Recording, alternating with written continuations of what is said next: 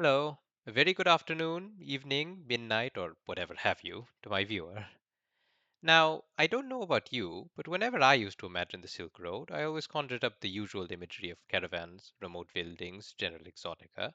I can't state from where exactly this fantasy first arose. Maybe it was the usual depiction of distant countries in fantasy novels as these sprawling empires, conveniently known only through a few fairly dubious sources.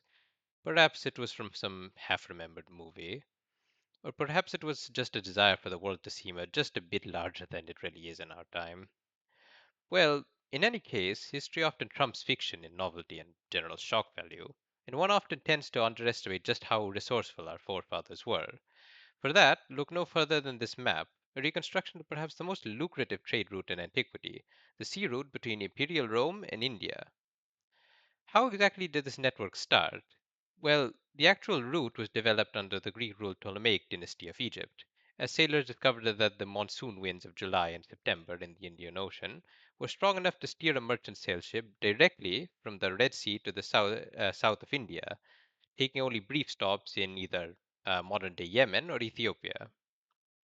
The resulting voyage was quite risky, of course, but it was immensely profitable, as the crew could purchase a dizzying amount of luxury goods spices, silk, fragrances, cotton, basically anything that wasn't available in Rome to sell at horrifically marked up prices back home.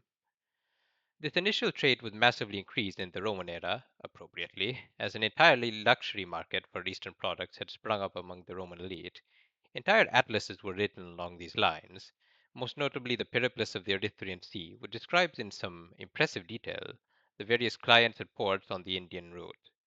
While several destinations are named along the way, the two most prominent destinations for the final arrival of merchants are in the present day Indian state of Gujarat and Kerala, that is to say, northwest and southwest India, respectively, then ruled by several Scythian, that is to say, uh, basically assimilated Persian rulers, and Tamil dynasties, respectively. But of course, man is nothing if not greedy, and eventually the extent of trade became quite imbalanced.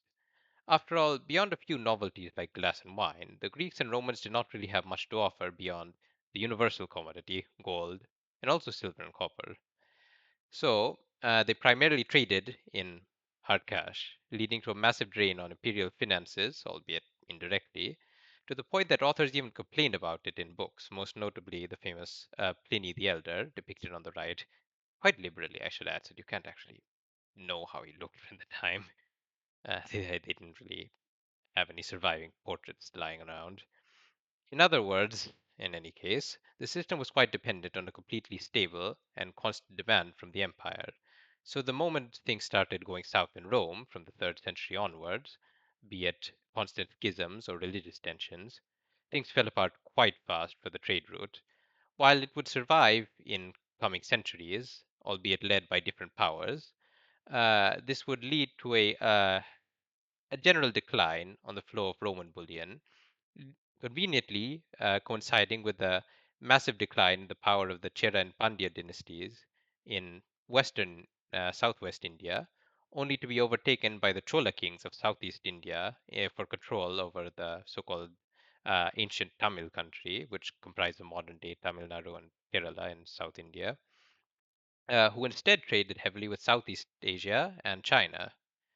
Well, that's business, I suppose. But in any case, the ramifications of this trade can still be felt today, with regular unearthings of Roman coins in South India and further beyond, with some notable hoards being marked on the left.